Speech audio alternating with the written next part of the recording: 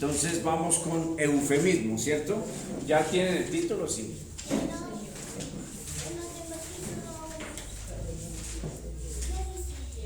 Eufemismo. Entonces alcanzamos a introducir que el eufemismo es suavizar una frase que se puede escuchar brusca, ofensiva, grosera, incómoda, molesta para alguien del auditorio.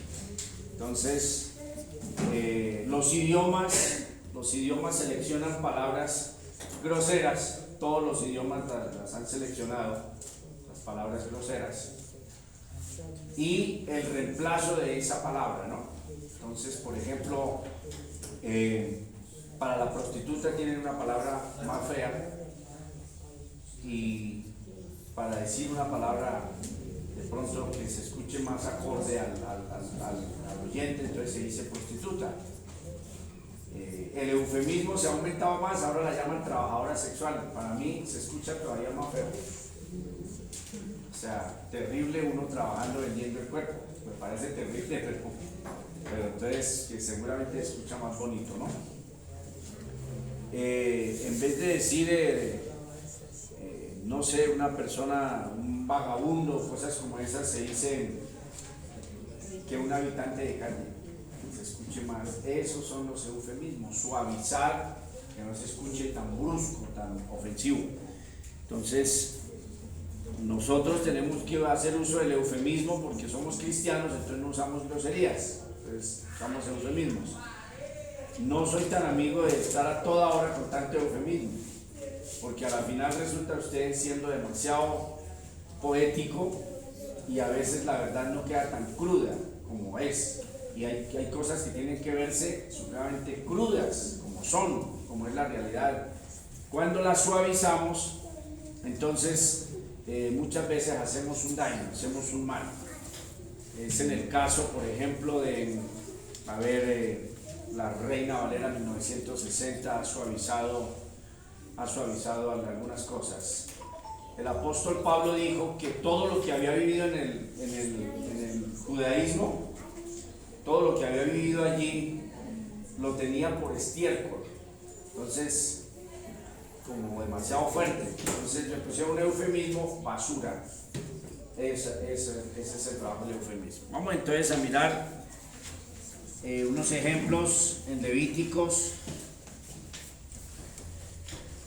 Levíticos 18, vamos a ir a Levíticos 18.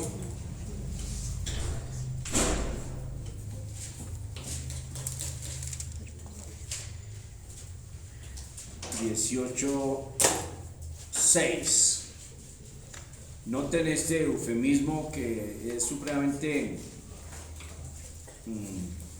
utilizado en el Antiguo Testamento para el sexo. Para el sexo el Antiguo Testamento usa un eufemismo, mejor dicho, casi poético. Conoció, eso es supremamente suave, ¿no?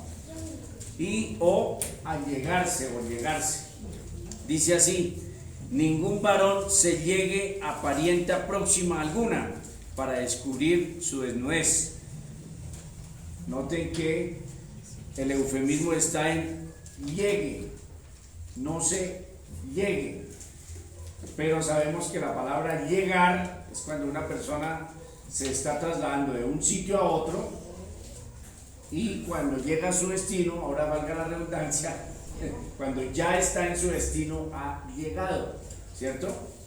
Sin embargo, aquí se usa este eufemismo de llegar, que es tener sexo popular con la persona, tener sexo, relaciones íntimas. Entonces, podemos nosotros hacer lectura de nuestra Reina Valera, pero el consejo mío es que ya en nuestro tiempo digamos las cosas como son. Entonces, si usted está enseñando en Levíticos capítulo 18, dice: ningún varón debe tener sexo con un familiar, con una parienta cercana. Esa es la palabra correcta, ¿cierto? Relaciones sexuales, relaciones íntimas, y sigue siendo eufemismo. Relaciones íntimas, intimidad, sigue siendo eufemismo, ¿cierto? Íntimo es algo privado, algo privado, algo que no es público, eso es algo íntimo, algo que no está a la vista ni al oído, ni es para mostrar, eso es algo que es íntimo. Entonces, el íntimo es todavía eufemismo, que es que el sexo y el cuerpo desnudo no están para mostrárselos a las personas ni para hacer esas cosas públicamente, sigue siendo un eufemismo, pero es mucho más acorde a nuestro tiempo las relaciones íntimas que allegarse, ¿cierto? Esa palabra ya está para ser totalmente cambiada. Sin embargo, noten que mire, no se allegue, pues es un eufemismo, o sea, lo suaviza total, ¿cierto?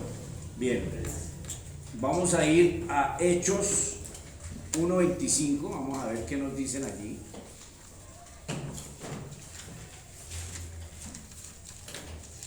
Aprendas en algunos eufemismos, ténganlos en cuenta para cuando estén hablando en público.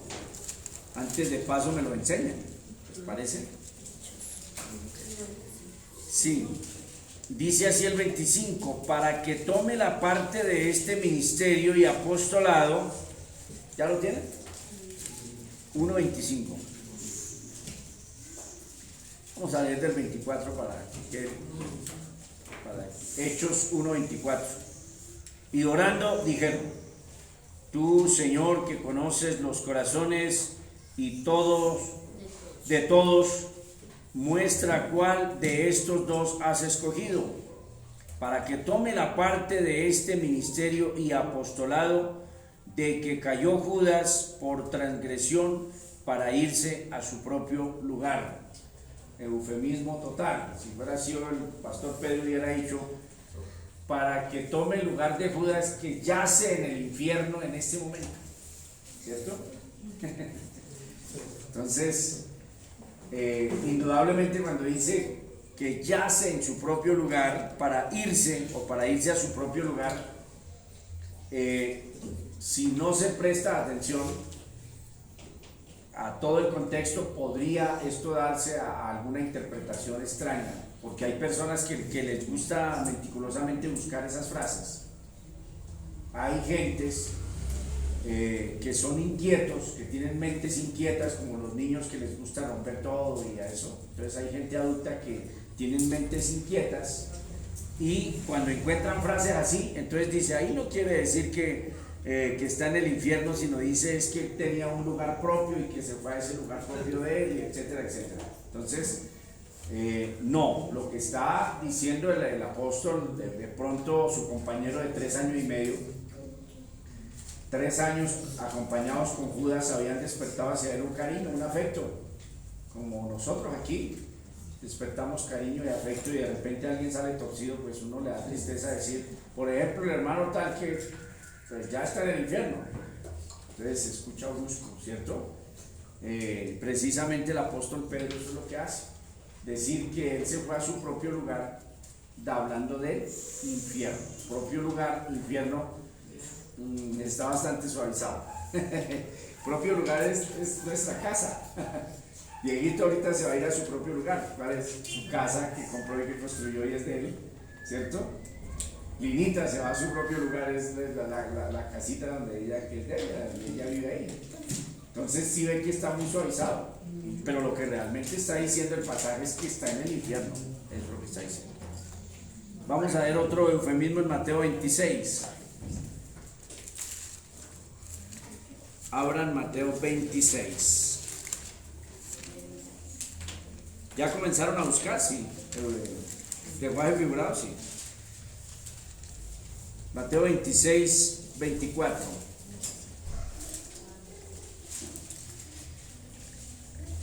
Dice así, el verso 23: entonces él respondió y dijo: el que mete la mano conmigo en el plato, ese me va a entregar.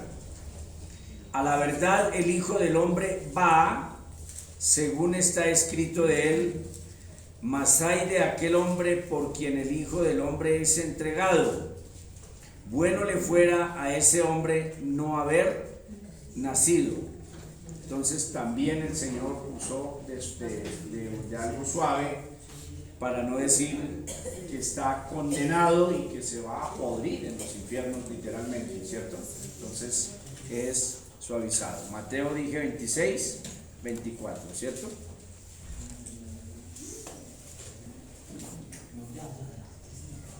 A la verdad el Hijo del Hombre va según está escrito de él, y me parece que el texto puede, o el pasaje que nos citan puede más bien referirse más a la palabra va. Va. Yo veo que el eufemismo es ahí. En la palabra el Hijo del Hombre va, según está escrito de él. En este caso, el Hijo del Hombre será matado. El Hijo del Hombre será matado. Cristo será matado. Para no decir así, yo voy a ser matado. Entonces el Hijo del Hombre va, según está escrito de él, y ese va es que va a morir. ¿Sí ven? Entonces ese es el eufemismo. Ya tiene el concepto claro, que es se suaviza eso. Entonces sigan haciendo su trabajo de buscar un ejemplo, uno de cada lenguaje figurado, ¿cierto? Suavizar. A veces toca que el Señor nos enseñe, ¿cierto? No ser como tan crudos. Personificación.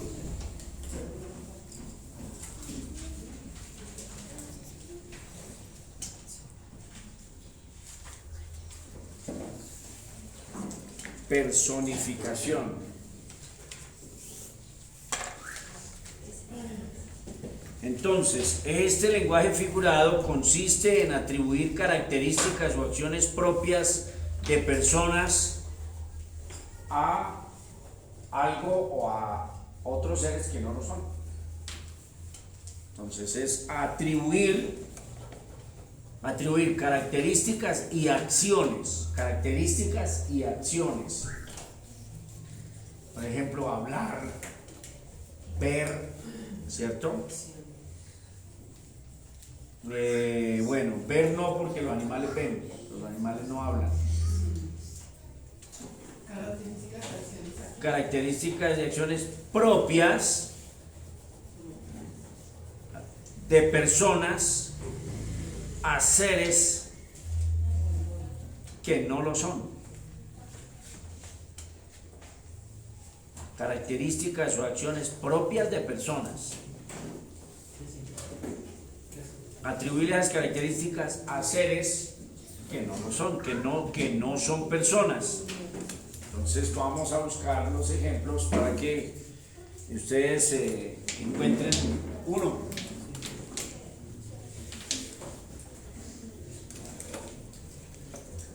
Busquen en su Biblia Habacuc.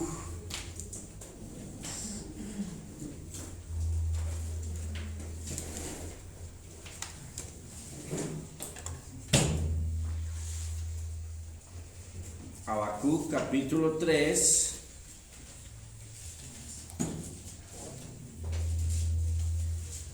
Y pusieron seres y cosas. Yo no sé si pusieron cosas, ¿no? O sea, yo no dicté. Seres y cosas. Seres y cosas, porque es que, o sea, un ser vivo, un animal es un ser vivo, pero una piedra no es un ser vivo, es una cosa. Entonces escuchen. Habacuc 3:10. Te vieron y tuvieron temor los montes. Habacuc 3:10. ¿Ya lo encontraste? Malo, ya. Para que lo lean. Disfruten de eso. Te vieron. Dos cosas que hacen las personas que no hacen los montes. O dos cosas que son de las personas que nunca serán de los montes. Eso es un lenguaje figurado. No está mintiendo la Biblia, está siendo poética. Está tratando de explicar, está explicando con grandeza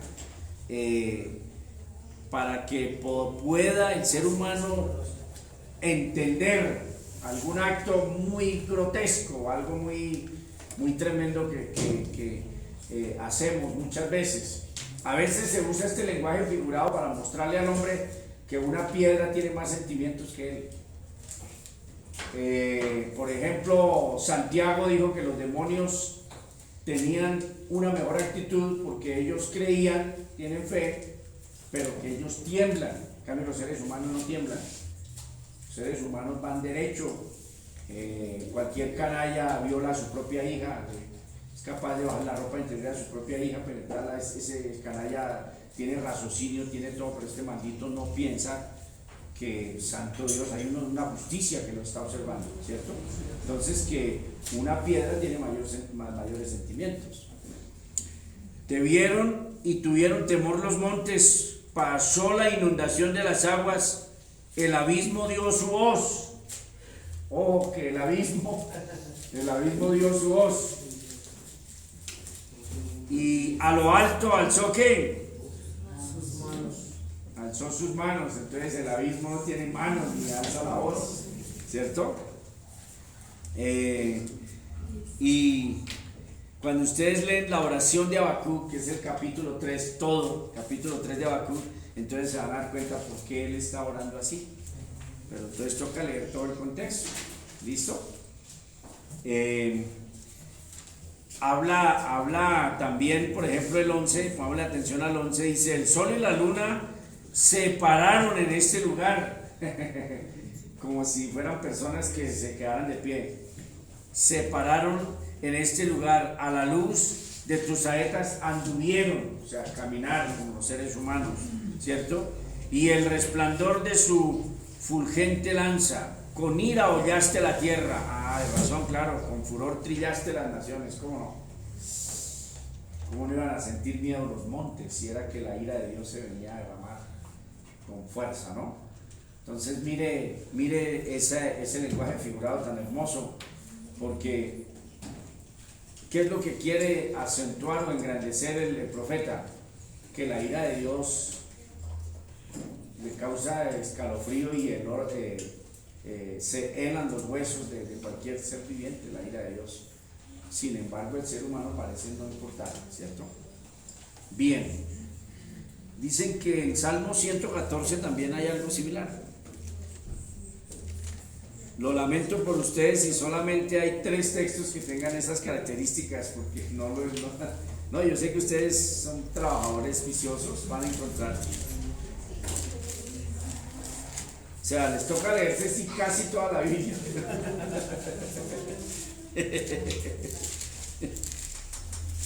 Porque les informo que no hay concordancia que tenga.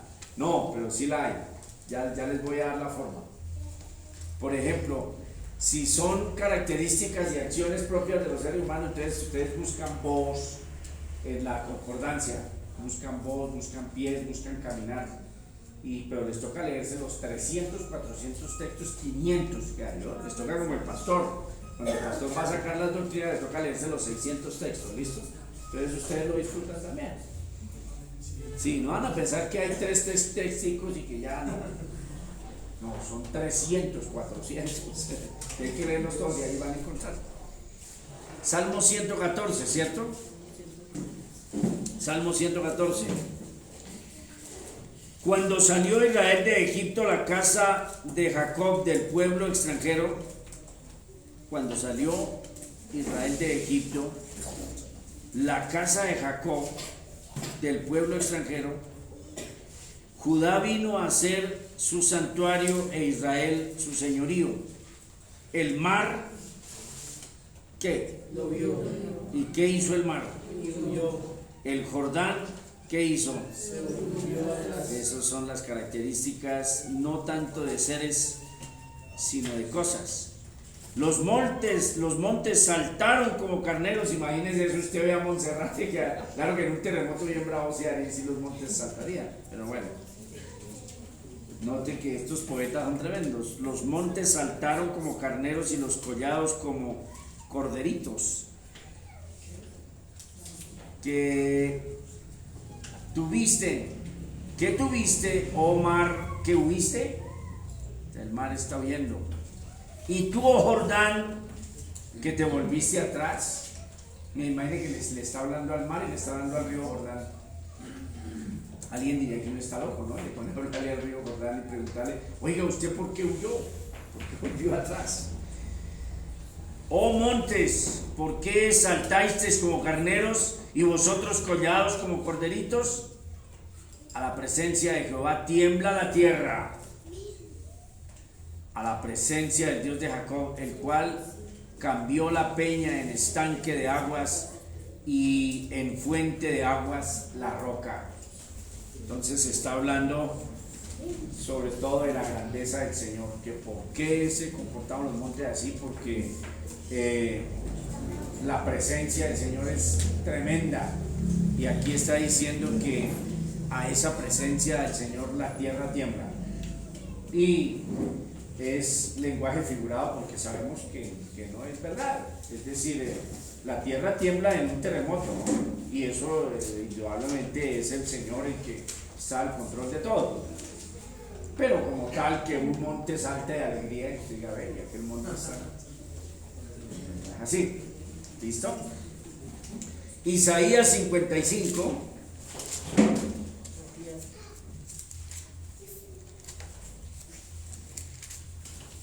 Isaías 55, 12. Vamos a ver.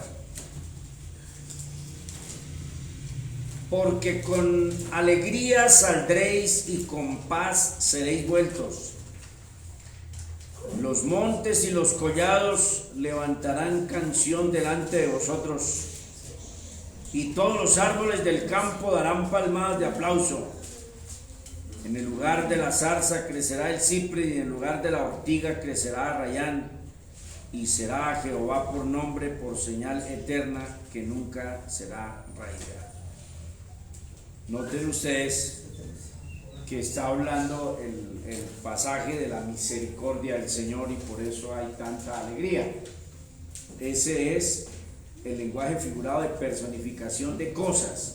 Si encuentran ustedes que se personifique a un animal, ¿cierto? En lenguaje figurado, no me van a sacar con la burra de Balaán, porque eso no fue lenguaje figurado, eso fue real, la burra habló. ¿Listo? Sí.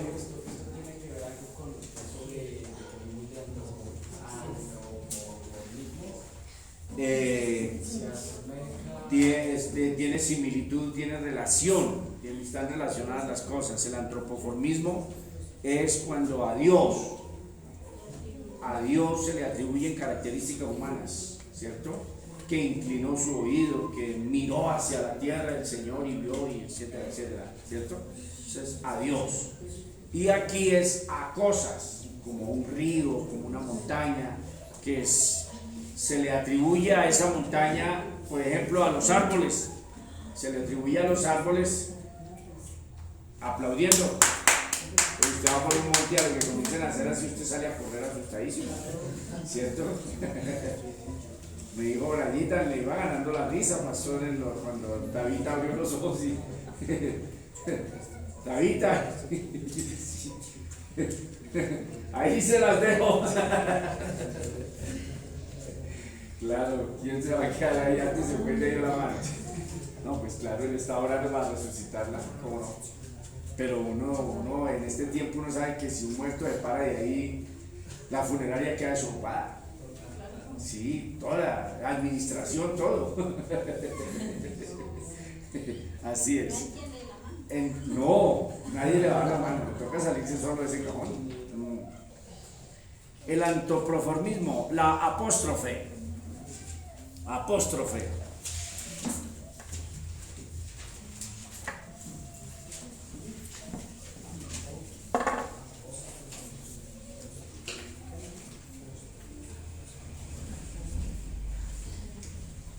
Apóstrofe.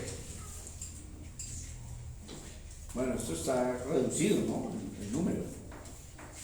Bastante reducido, bastante triste, pero de todas maneras sigamos adelante. La apóstrofe es la interrupción del discurso para dirigirse a otra persona o cosa personificada. Es la interrupción del discurso para dirigirse a otra persona o a una cosa que se le ha dado lo anterior, lenguaje figurado del punto anterior, que es personificación. Interrumpe el discurso, va hablando, de repente lo interrumpe, como les he explicado en los paréntesis. Entonces, hay una idea general, el escritor entiende que a eso hay que explicarlo mejor, coloca entre paréntesis su explicación y continúa con su discurso. En este caso es una interrupción para dirigirse a otra persona o dirigirse a esa cosa que la han personificado. Vamos a ver cómo les va a ustedes con eso. Tranquilos que yo voy a orar por ustedes. Josué 5. Vamos a ver qué dice Josué 5. Pero tremendo, porque pusieron que hay que leer todo el capítulo y está largo.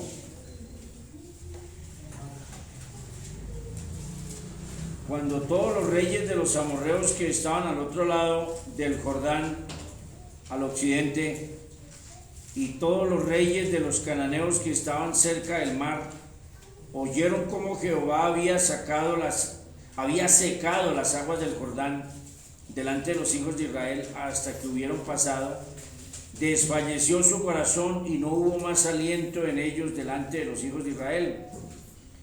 En aquel tiempo Jehová dijo a Josué: hazte cuchillos afilados y vuelve a circuncidar la segunda vez a los hijos de Israel.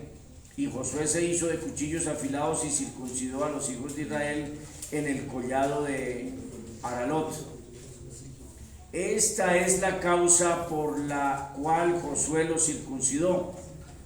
Todo el pueblo que había salido de Egipto, los varones, todos los hombres de guerra habían muerto en el desierto por el camino después que salieron de Egipto, pues todos los del pueblo que habían salido estaban circuncidados, más todo el pueblo que había nacido en el desierto por el camino después que hubieron salido de Egipto no estaba circuncidado, porque los hijos de Israel anduvieron por el desierto 40 años, hasta que todos los hombres de guerra que habían salido de Egipto fueron consumidos por cuanto no obedecieron a la voz de Jehová, por lo cual Jehová les juró que no les dejaría ver la tierra de la cual Jehová había jurado a sus padres de que nos la daría, tierra que fluye leche y miel, a los hijos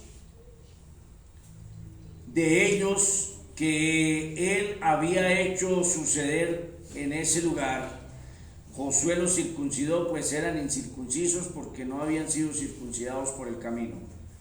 Y cuando acabaron de circuncidar a toda la gente, se quedaron en el mismo lugar, en el campamento, hasta que sanaron. Y Jehová dijo a Josué: hoy he quitado de vosotros el oprobio de Egipto, por lo cual el nombre de aquel lugar fue llamado Gilgal hasta hoy. Y los hijos de Israel acamparon en Gilgal y celebraron Pascua a los 14 días del mes por la tarde en los llanos de Jericó. Al otro día de la Pascua comieron del fruto de la tierra los panes sin levadura, y en el mismo día espigas nuevas tostadas, y el maná cesó. El día siguiente, desde que comenzaron a comer del fruto de la tierra, los hijos de Israel nunca más tuvieron maná, sino que comieron de los frutos de la tierra. Está muy larguísimo, sí. No, ya se acabó. Estando Josué cerca de Jericó, alzó sus ojos y vio a un varón que estaba delante de él, el cual tenía una espada desenvainada en su mano. Y Josué, yendo hacia él, le dijo: ¿eres de los nuestros? Ahí está la apóstrofe. ¿Eres de los nuestros o de nuestros enemigos? Entonces comienza una narración de la circuncisión, comienza esa narración, de repente se corta el mensaje, el discurso, para dirigirse a una persona diferente, y corta según lo que viene diciendo. Ahora ya nos va a narrar que de repente vio a una persona que estaba delante de él, en este caso un ángel. Estando Josué cerca de Jericó, alzó sus ojos y vio un varón que estaba delante de él, el cual tenía una espada desenvainada en su mano, y Josué, yendo hacia él, dijo: ¿Eres tú de los nuestros o de nuestros enemigos? Él respondió: no, mas como príncipe del ejército de Jehová he venido ahora. Entonces Josué, postrándose sobre su rostro en tierra, le adoró y le dijo: ¿qué dice mi señor a su siervo? Y el príncipe del ejército de Jehová respondió a Josué: quita el calzado de tus pies, porque el lugar donde estás es que santo. Y Josué que lo hizo así. Entonces corta y de repente comienza a narrar otro acontecimiento totalmente distinto. Vamos a 2 de Samuel 18. Vayan a 2 de Samuel.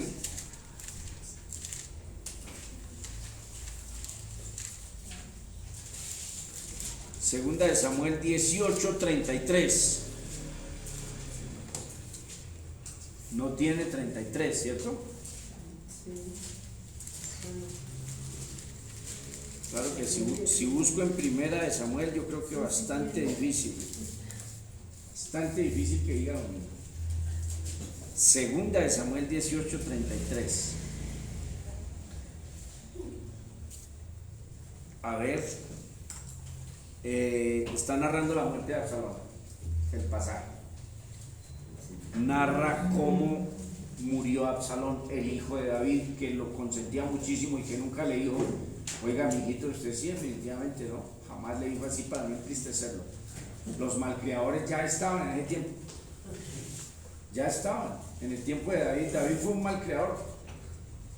Dice que nunca lo regañó. Que nunca le dijo: oiga, compórtese. No, jamás. Vamos a ver si encontramos aquí. Entonces el rey se turbó y subió a la sala de la puerta y lloró.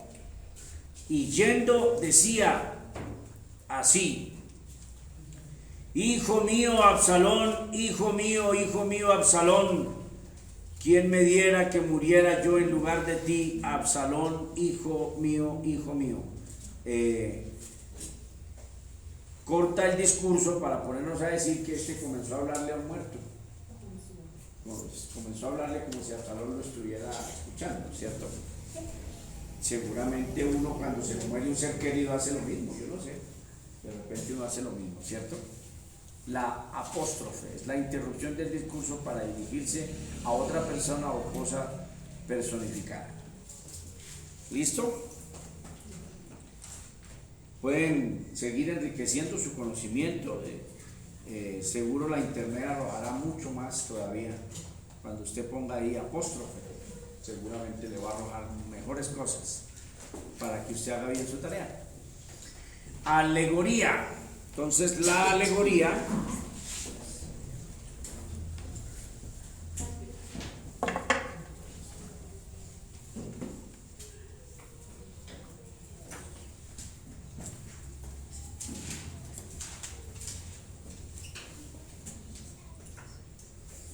alegorizar, yo no sé si será con Z.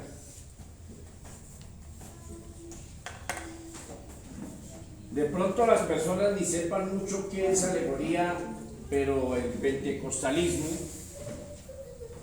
comenzó a cambiar el modelo de predicación del sistema presbiteriano y bautista, que es expositivo, tranquilo, la persona en el púlpito dando enseñanza, pero se dieron cuenta que la gente estaba ahí como sentada, como amén, y que ellos tenían que gritar con más berraquera, con más fuerza, para que la gente se animara.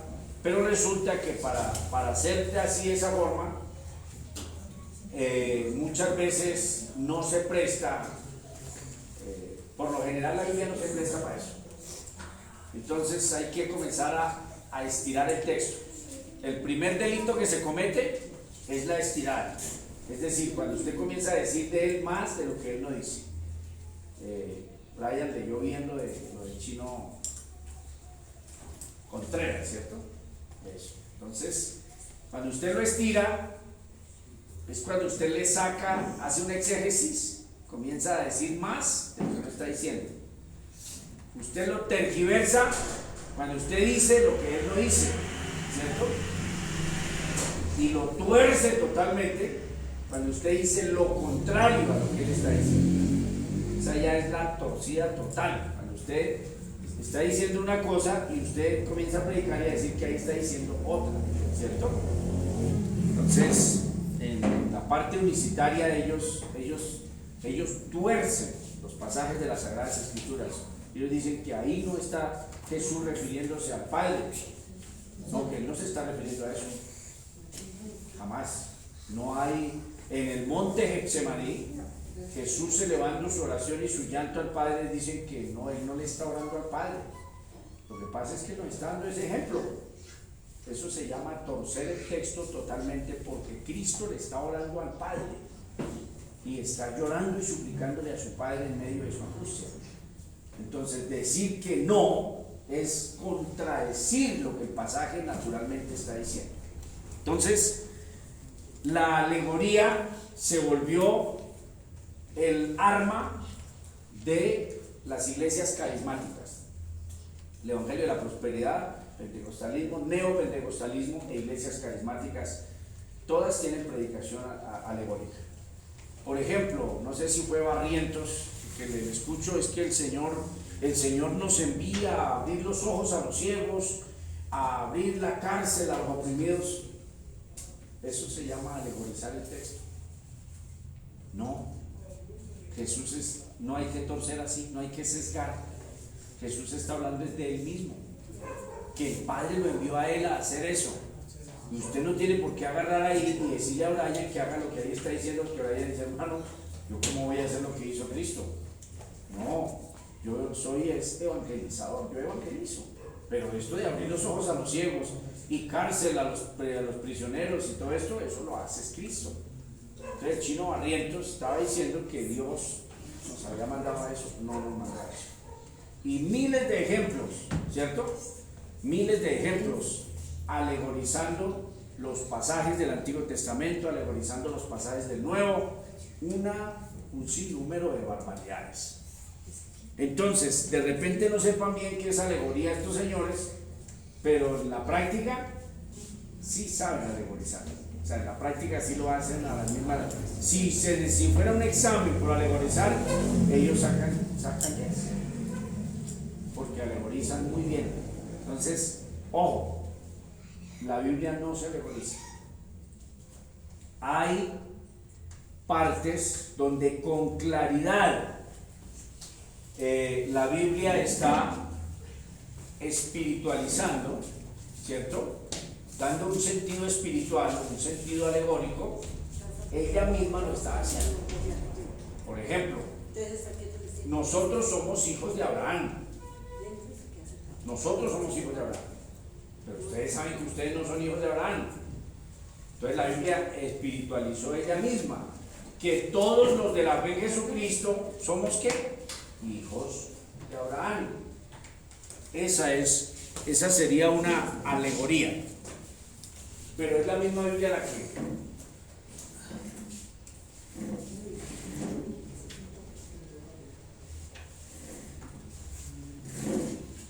juicioso hijo, por favor, es el que da mal ejemplo. Los otros niños están ahí, vea, y usted es el que está dando mal ejemplo, papi. ¿Estás juicioso ahí? ¿Qué colocamos como significado? Entonces, muy bien, dignidad. Entonces, escuchen, mire, la alegoría es una metáfora extensa. La alegoría es una metáfora, pero extensa. La metáfora es algo corto, ¿cierto? Pero en este caso, entonces, por ejemplo, vosotros sois la luz del mundo, es una metáfora muy corta. Ya una alegoría es supremamente más extenso. Ya utiliza 4 o 5 versículos, inclusive un capítulo. Es una metáfora extensa. o en su defecto, una sucesión de metáforas. Entonces, cuando usted encuentra un montón de metáforas seguidas, podría ya entonces decir que es una alegoría. De manera entonces que en este caso, por ejemplo, vosotros sois la luz del mundo es una metáfora puntual. Vosotros sois la luz del mundo. Cuando Pablo usa, por ejemplo, cuando Pablo quiso alegorizar el monte Sinaí y el Evangelio de Jesucristo con Sara y Agar, notan ustedes que en Gálatas ya es una alegoría sumamente extensa. Entonces, por lo general, cuando se trata de alegoría, la misma Biblia le informa a usted que está alegorizada. El resto es rotundamente prohibido alegorizar. Ustedes no pueden alegorizar en sus sermones bajo ninguna circunstancia. Ustedes tienen que darle el sentido literal, sentido gramatical, sentido literal, sentido histórico. Así es que se enseña, no de otra forma, no hay ninguna otra forma. Cuando usted comienza a sesgar, ya nos vamos mal. Entonces hay personas que toman textos y dicen la barca es la vida, las tormentas, entonces va Jesús en la barca, ¿no? Y va dormido. Cuando usted comienza a alegorizar eso se mete en problemas, porque usted cómo hace para que Jesús esté dormido, por ejemplo, ahorita. Entonces va a comenzar a hacer malabarismo, a hacer cosas raras. Entonces la vida es su barca, ¿cierto? El mar atormentado son todos los problemas que que la vida está rodeada de problemas. Jesús va durmiendo. ¿Cómo alegorizas eso, Lolita? Jesús va durmiendo ahí, tú le gritas y Jesús duerme. Cierto que ya es pecado, porque muchas veces tú le oras al Señor y Él está dormido. No, Señor bendito. Entonces, no. Si usted quiere tomar ejemplos de ese pasaje para aplicación, que esa es la aplicación que se hace en los sermones, se explica literalmente y luego se le da una aplicación a nuestra vida. Entonces usted ni lo alegorizó, ni lo torció, ni lo sesgó, ni lo estiró. Simplemente expuso el pasaje que fue real, que iban en un barco y entonces se desató una tormenta y estos hombres sintieron gran temor y despertaron al Señor Jesús.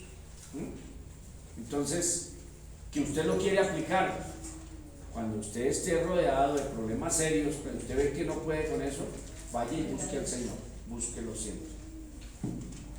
Una aplicación sencilla, sin ponerse usted a hacer cosas raras. Gálatas, vamos a explicar esta metáfora que ustedes ya me escucharon, pero volvamos a hacerlo, ¿les parece? Gálatas capítulo 4, está la metáfora del apóstol Pablo. Perdón, la alegoría.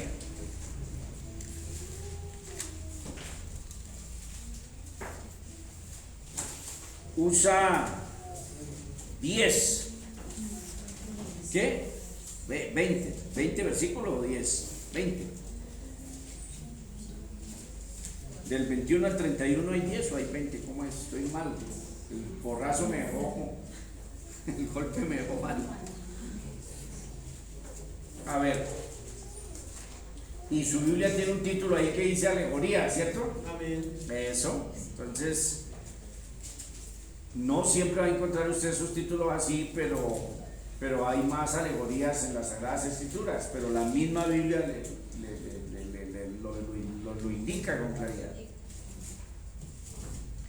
Decidme los que queréis estar bajo la ley, ¿no habéis oído la ley? Porque está escrito que Abraham tuvo 2 hijos. Comenzó a alegorizar, arrancó a hacer alegoría él. Porque está escrito que Abraham tuvo 2 hijos, uno de la esclava y el otro de la libre. Pero el de la esclava nació según la carne, mas el de la libre por la promesa. No, a ver, nos está introduciendo en la alegoría, pero aún no está alegorizando. Entonces corrijo. Comienza a llevarnos, a empujarnos hacia allá, pero todavía no está alegorizando porque está hablando de los 2 hijos reales. Ahí está hablando de los 2 hijos reales, de Ismael y de Isaac, ¿cierto? Dice que el de la esclava nació según la carne. En este caso lo que quiere decir es que ellos mismos lo buscaron. No había ninguna promesa de esas características, no había promesa, y entre los dos se confabularon para acostarse con la esclava, y la esclava no estaba de acuerdo. La esclava no quería acostarse con Abraham ni quedar embarazada de Abraham. Sin embargo, la señora la obligó. Imagínense eso, cómo cambian los tiempos, ¿no? Se imagina la esposa de uno obligando a otra, acuéstese con mi esposo, no se imaginen. Y en ese tiempo fue Sara la que obligó a la esclava a acostarse con el marido. La esclava no quería tal cosa. De manera que lo que está diciendo Pablo es: Ismael nació no por una promesa, sino porque los dos se confabularon para procrear ese hijo, ¿cierto? Y usaron a un tercero, en este caso a Agar. Bien, hasta ahí vamos bien. Y ahora sí, verso 24, ahora sí. Lo cual es que una alegoría. Pues estas mujeres son los dos pactos. ¿Notan ustedes que son metáforas? ¿Es metafórico? Está hablando que las dos mujeres son los dos pactos, el nuevo pacto y el viejo pacto, el pacto del Sinaí y el nuevo pacto en la sangre del Señor Jesucristo. Está diciendo que estas mujeres son los dos pactos. Ya esa metáfora ya nos comienza a introducir en una alegoría que es amplia. Pues estas mujeres son los dos pactos. El uno proviene del monte Sinaí, el cual da hijos para esclavitud. Este es ¿qué? Agar. Entonces Agar, que es la esclava, Pablo la utilizó en ese sentido metafórico para que ella es el pacto del Sinaí, el de la ley, y que todos los que nacen nacerán en esclavitud, ¿cierto? Ahora va al siguiente paso. Dice así: porque Agar es el monte Sinaí. Ojo con eso, porque algún loco se le podría ocurrir, mire, está diciendo que Agar es el monte Sinaí. Recuerden que por eso él dijo, lo cual es una alegoría, ya lo advirtió. Entonces, ¿Agar es quién? ¿Agar es quién? El monte Sinaí, porque Agar es el monte Sinaí, ¿dónde? Y corresponde a la Jerusalén actual, o sea, todo el sistema levítico, de repente la ciudad también, pero no tanto la ciudad, sino todo el sistema que encerraba Jerusalén. Sacrificios, los sacerdotes, el templo, todo lo que tenía Jerusalén dentro de ella. Ahí estaba el templo, ahí se hacían los sacrificios y ahí estaba la élite sacerdotal y todo esto. Entonces, ¿la cual es la Jerusalén actual? Pues esta, junto con sus hijos, está ¿qué? En esclavitud. Claro, y así es. Mas la Jerusalén de arriba, la cual es disculpen. Mas la Jerusalén de arriba, la cual es la madre de todos nosotros, es libre, porque está escrito: regocíjate, oh estéril, tú que no das a luz, prorrumpe en júbilo y clama, tú que no tienes dolores de parto, porque más son los hijos de la desolada que de la que tiene marido. Entonces, ya Pablo viene a hablarnos del nuevo pacto y dice: así que, hermanos, nosotros somos como Isaac, somos hijos de la promesa. Pero como entonces el que había nacido según la carne perseguía al que había nacido según el Espíritu, así también ahora. Mas, ¿qué dice la Escritura? La Escritura dice: echa fuera la esclava y a su hijo, porque no heredará el hijo de la esclava con el hijo de la libre. De manera, hermanos, que no somos hijos de la esclava, sino que hijos de la libre. Entonces ya hizo la metáfora. Ya hizo la metáfora que por su amplitud es una ¿qué? Alegoría. Entonces ya creo que lo habíamos hecho. Agar, monte Sinaí,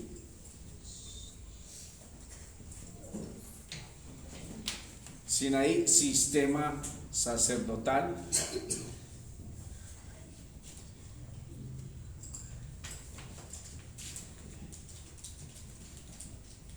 Sistema sacerdotal. Ahí le podemos aquí entre paréntesis Jerusalén. Jerusalén. Listo.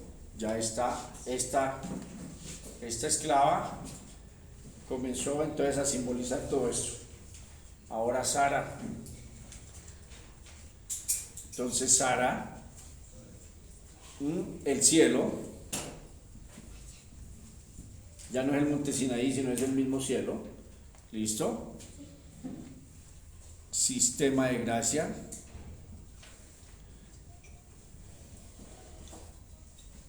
Sistema de gracia. Cristo. Cristo, sacrificio perfecto.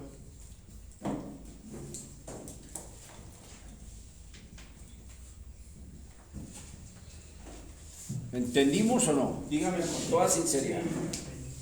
Sí, amor.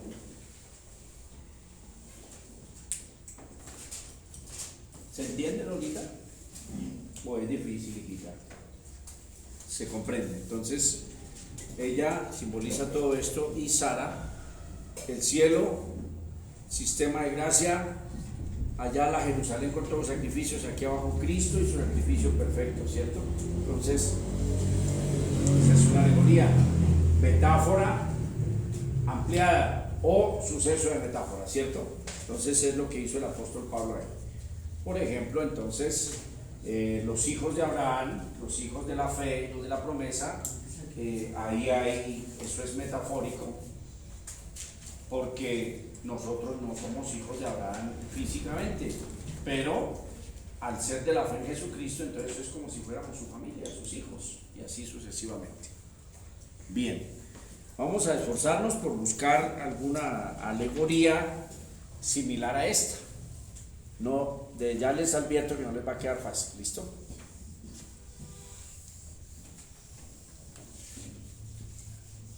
Ya hay que estudiar, hay que leer, hay que dedicarse a hacerlo. Fábula.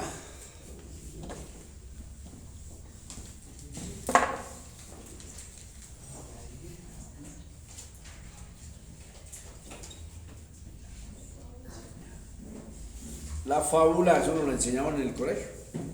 ¿Qué es una fábula?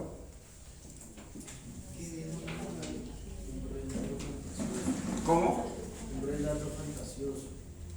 Sí. Que deja una moraleja. Ajá. Una enseñanza. Y por ejemplo, La libre. sí, la liebre y la tortuga es una fábula porque charlaron Y él se unió. y hicieron una competencia y la liebre estaba sobrada y que pues, hombre, llegó y corrió hasta la meta faltando un poquito y dijo, aquí alcanzó a dormir. Y le cogió tan pesado el sueño que no se percató y cuando se despertó, la tortuga ya había puesto la nariz en la línea de meta. Y el bar entonces, el bar dijo que sí, que había ganado la tortuga. Así sucesivamente. Cuando la lorita decía, se fregaron y ella en el diluvio, ¿no? Entonces iba subiendo en las ramas de los árboles y miraba a los perritos, marranitos, vaquitas y les decía, se fregaron. Y seguía lloviendo y ella volvía y se paraba en otra rama más arriba y miraba que se ahogaba un caballo y le decía, se fregaron. Y ella seguía subiendo. Cuando subió al árbol más alto de 60, 70 metros de altura y cuando el agua le tocó las patas a la lora, nos fregamos.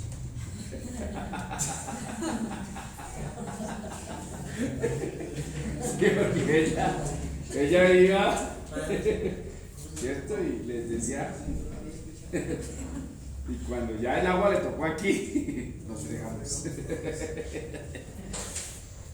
Fábula, ¿cierto? Hay más ficción y normalmente tiene una enseñanza moral. ¿Cómo es que dijo Samuel? Un relato fantasioso. Un relato de ficción o fantasioso, y tiene una ¿qué? Una enseñanza moral, moraleja de moral. ¿Listo? Moraleja de moral. Esto lo llama moraleja.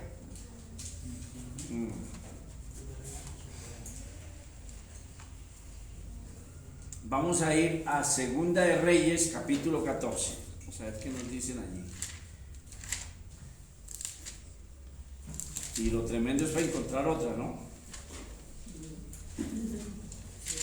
Sí, porque el ejemplo, pues bien, pero encontrar otra, sí. Segunda de Reyes, capítulo 14, verso 8 en adelante. ¿Lo tienen? Entonces Amasías envió mensajeros a Joás, hijo de Joacás, hijo de Jehú, rey de Israel, diciendo: ven para que nos veamos las caras. Y Joás, rey de Israel, envió a Amasías, rey de Judá, esta respuesta. Le envió esta respuesta: el cardo que está en el Líbano envió a decir al cedro que está en el Líbano: da tu hija por mujer a mi hijo. Y pasaron las fieras que están en el Líbano y hollaron el cardo. Ciertamente has derrotado a Edom y tu corazón se ha envanecido. Gloríate pues, mas quédate en tu casa, para que te metes en un mal. ¿Para qué te metes en un mal? ¿Para qué ciegas tú? Para que, y yo dije ciegas. Señor, toca cambiar de gafas entonces. Para que caigas tú y qué, y Judá contigo. Entonces, desglosemos. El rey, entonces Amasías envió mensajeros a Joás, hijo de Joacás, hijo de Jehú, rey de Israel. Amasías le envió mensajeros a Joás, ¿cierto? Joás era rey de Israel. ¿Listo? El Amasías, que era el rey de Judá, quería verse las caras, en este caso, de pronto llegar a un acuerdo, llegar a acuerdos, a hacer alianzas o cosas con el rey de ¿qué? De Israel. Entonces, como el rey de Israel ya sabía las andanzas y sabía la situación, quiso enviarle de respuesta en una forma, no sé si sería mensajero verbal o en una carta, le quiso enviar una fábula. La fábula se trataba de esta manera, y le envió esta respuesta: que el cardo es como una maleza con espinas, pero es una planta inservible, prácticamente inútil, sirve para prenderle fuego. Si se seca, prendería buen fuego, serviría para eso, pero obviamente no sirve para hacer ninguna obra útil, alguna cosa de madera, una cama, una mesa o cosas como esas, no, porque el cardo es una maleza, de manera que si se seca, la única utilidad es prenderlo a fuego. Resulta que el cardo, y entonces ustedes ya tienen que hacer ahí el ejercicio, mirar a ver cómo lo hacen. Entonces ponemos aquí el cardo.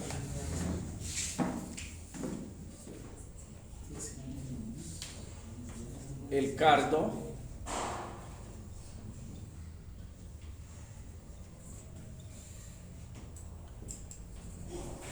entonces toca saber quién es el cardo. Que le mandó decir que el cardo le mandó una razón al cedro.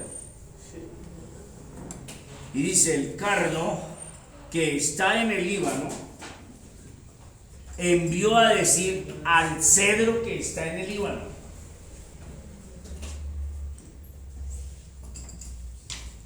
En este caso no fue animales, sino fue plantas, ¿cierto?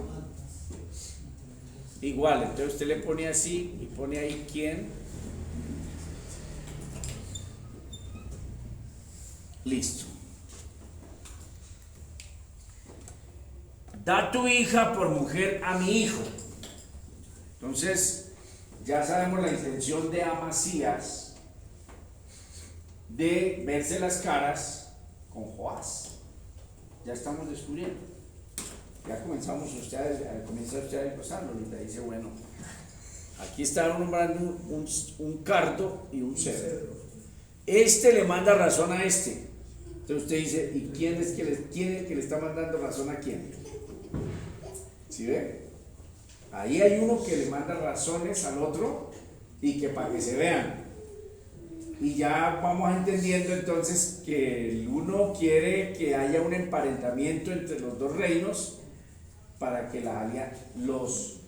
todos los monarcas hasta la Edad Media, inclusive hasta no hace mucho, todos estos príncipes no se podían casar enamorados.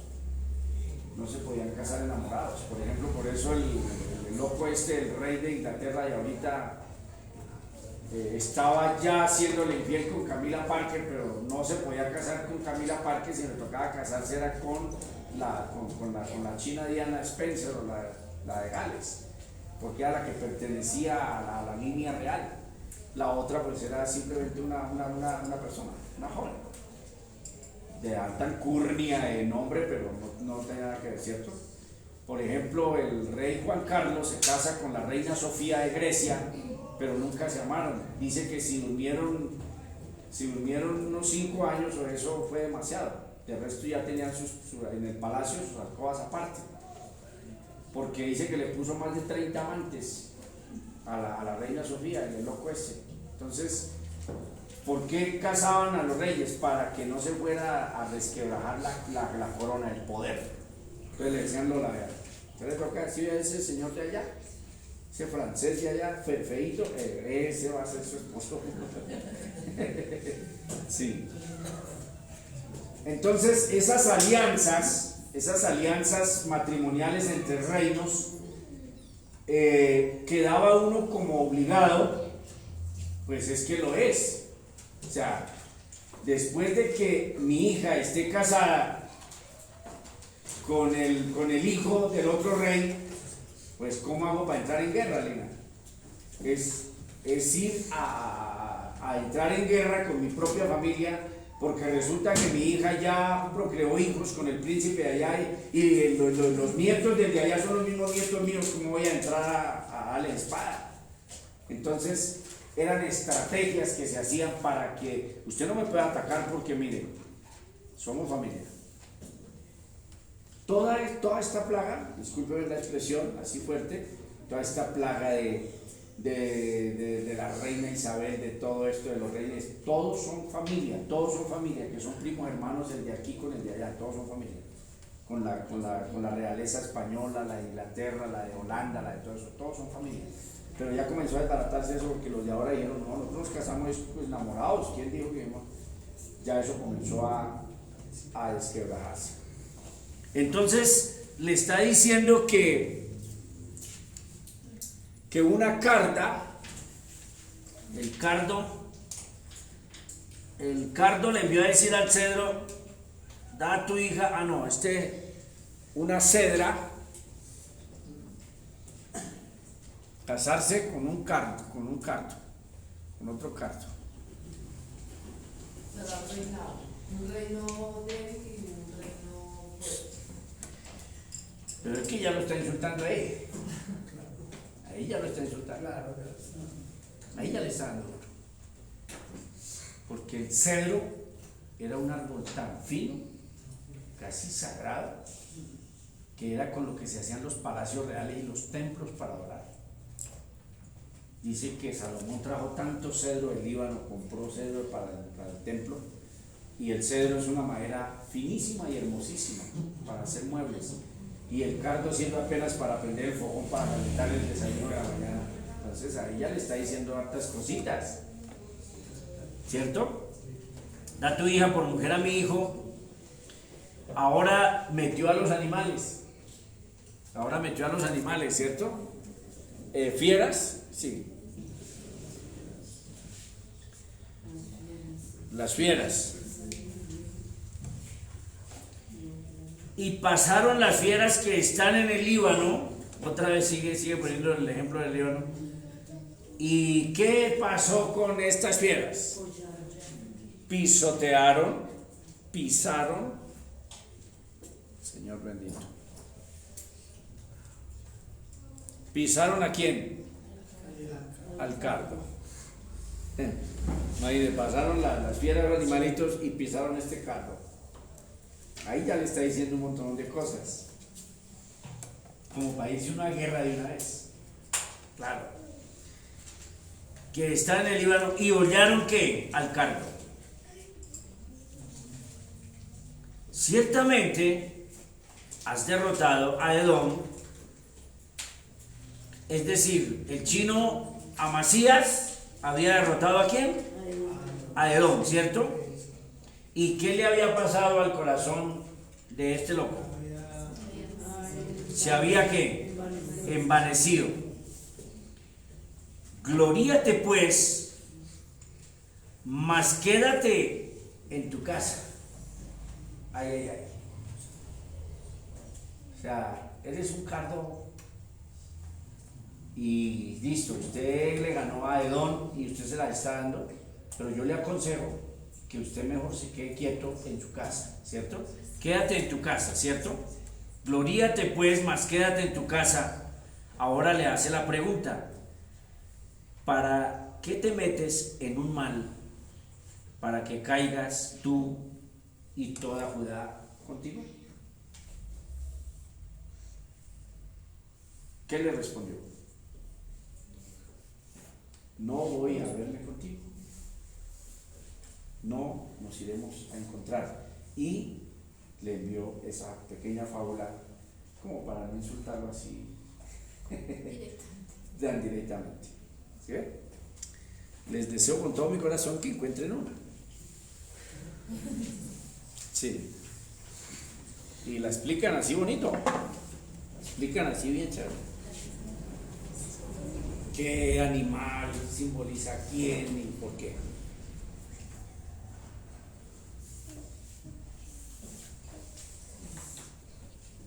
Mire, verso 11. Démonos el gusto. ¿Les parece? Démonos el gusto. Pero Amasías no escuchó, por lo cual subió Joás, rey de Israel, y se vieron las caras, él y Amasías, rey de Judá, en Bet-Semes, que es de Judá. Y Judá cayó delante de Israel, y huyeron cada uno ¿a qué? A su tienda. Además, Joás, rey de Israel, tomó a Amasías, rey de Judá, hijo de Joás, hijo de Ocosías, en Bet-Semes, y vino a Jerusalén y rompió el muro de Jerusalén desde la puerta de Efraín hasta la puerta de la esquina, 400 codos, y tomó todo el oro y la plata y todos los utensilios que fueron hallados en la casa de Jehová, en los tesoros de la casa del rey, a los hijos tomó como rehenes y volvió ¿qué? A Samaria. Entonces, se lo advertí, usted es un vil cargo, no se meta con el cedro, no te metas conmigo, pero si usted quiere insistir en que esto sea así, pues entonces vamos para adelante.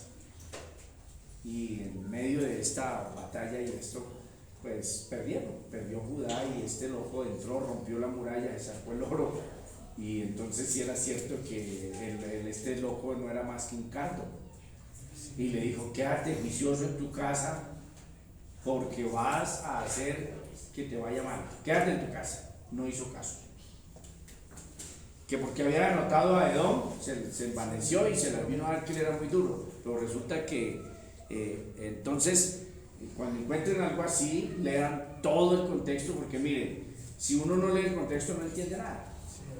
Dice, vean, ya hablan de eso, pero no entiende nada. Cuando usted comienza a leer todo, entonces ya saca más conclusiones y sigue enriqueciendo sobre estos pasajes. Y todos son pasajes hermosos que usted quisiera vivir 200 años sin trabajar en lo material y predicar 3-4 veces a la semana para poder exponer todo el consejo de Dios. Quizá yo me muero y nunca voy a exponer este pasaje de Segunda de Reyes 14 con toda esa riqueza que hay. ¿Sí ven? Bien. Eso se llama una ¿qué? Una fábula, ¿cierto? Entonces, la fábula es algo ficticio, pero que hay una enseñanza moral. Y en este caso le dijo usted, como un vil cardo, no se compare conmigo, que soy un cerdo, ¿cierto? No se envanezca, estás envanecido, no eres más que un cardo, te la estás dando, pero no eres más que un cardo. Y eres tan débil que las fieras pasan por encima de usted y lo pisotean y lo destruyen. Dígame quién puede destruir a un cerdo. Bien. El enigma.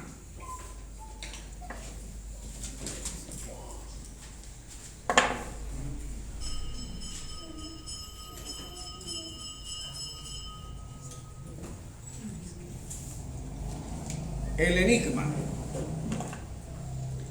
Entonces el enigma es una expresión con sentido artificiosamente encubierto.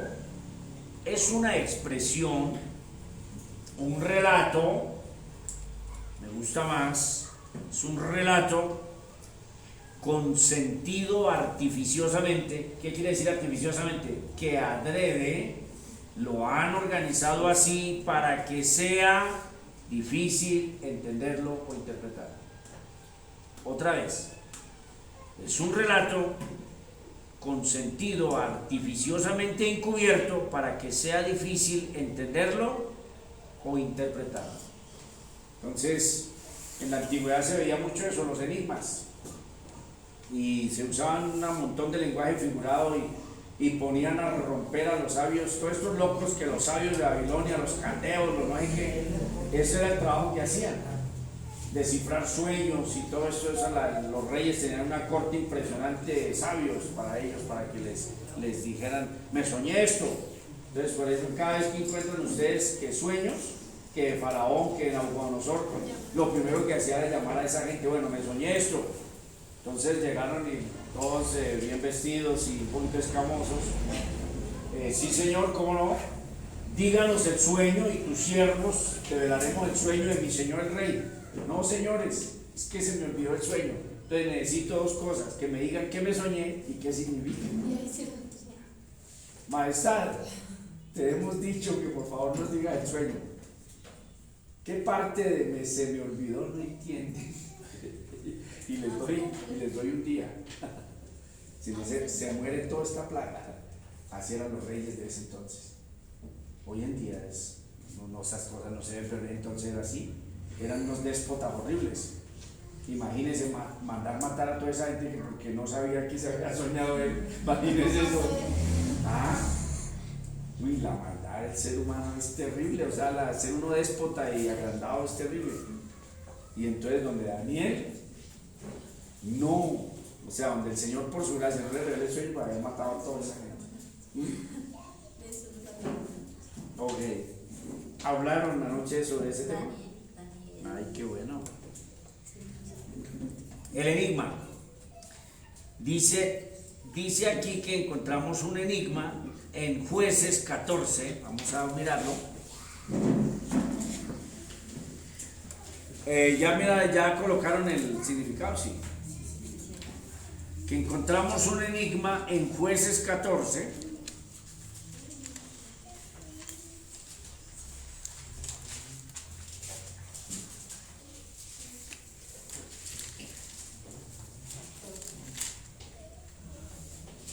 Y nada más ni nada menos que con el chino Sansón.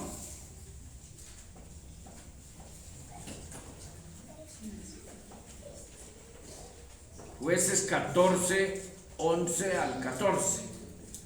Jueces 14, 11 al 14. Vamos a ver. Verso 10.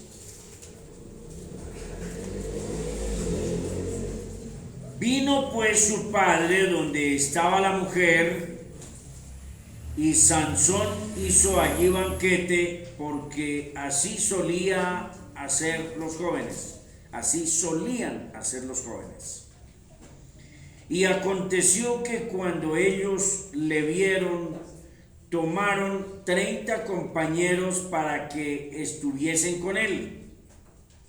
Y Sansón les dijo: yo os propondré ahora un enigma. Que él les iba a relatar un enigma. Y si en los 7 días del banquete me lo declaráis y descifráis, yo os daré 30 vestidos. O sea, hacían apuestas. Esto ya, las apuestas son antiguas. Mayrita, las apuestas son, ya hacían apuestas. Adivina, adivinador, y si adivina, entonces yo le voy a dar tanto. Daré 30 vestidos de lino y 30 vestidos de fiesta. Mas si no me lo podréis declarar, entonces vosotros me daréis a mí los 30 vestidos de lino y los vestidos de fiesta. Y ellos respondieron: propón tu enigma y lo oiremos. Entonces les dijo: del devorador salió comida y del fuerte salió dulzura. Y ellos no pudieron declararle el enigma en 3 días. Era una adivinanza. Era una adivinanza, ¿cierto? Un enigma.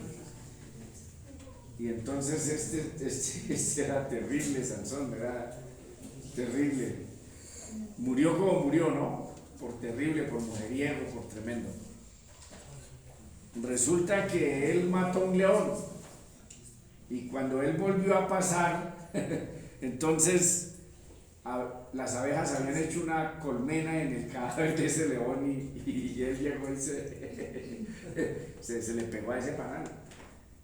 Entonces, del devorador, o sea, del león que devora, salió comida, y del fuerte, que es el mismo león, salió dulzura. Pues ya era un cadáver y las abejas habían hecho ahí un panal y él comió.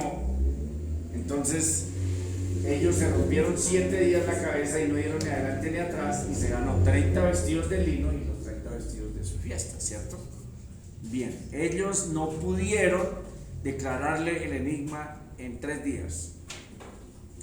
Al 7º día dijeron a la mujer de Sansón: induce a tu marido a que nos declare este enigma para que no te quememos. Uy, eso era grave.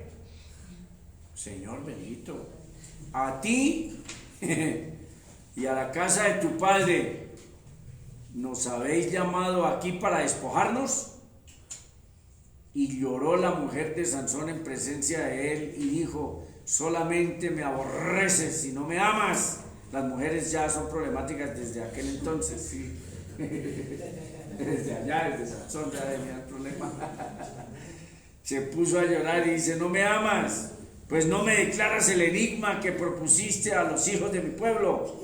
Y él respondió: he aquí que a mi padre, ni a mi padre ni a mi madre lo he declarado, yo lo había de declarar a ti. Entonces todo de aquí se saca enseñanza de todo esto. Y ella lloró en presencia de él los 7 días que ellos tuvieron banquete, mas el 7º día él se lo declaró porque le presionaba, y ella lo declaró a los hijos de su pueblo. Al 7º día, antes de que el sol se pusiese, los de la ciudad le dijeron: qué cosa más dulce que la miel y qué cosa más fuerte que el león. Y él les respondió: si no araseis con mi novilla, nunca hubieras descubierto mi enigma. Siguió metiéndole enigma y cosas raras ahí. Tremendo, ¿cierto? Entonces, eso es un enigma. ruego al Señor en oración y en clamor que encuentren otro. Si no encuentran, pues lo lamento mucho. Lo dejan en vacío. Ah, pero hay otro en Juan. Ay, hay otro en Juan. Qué bueno. Hay otro en Juan. En Juan 4:32.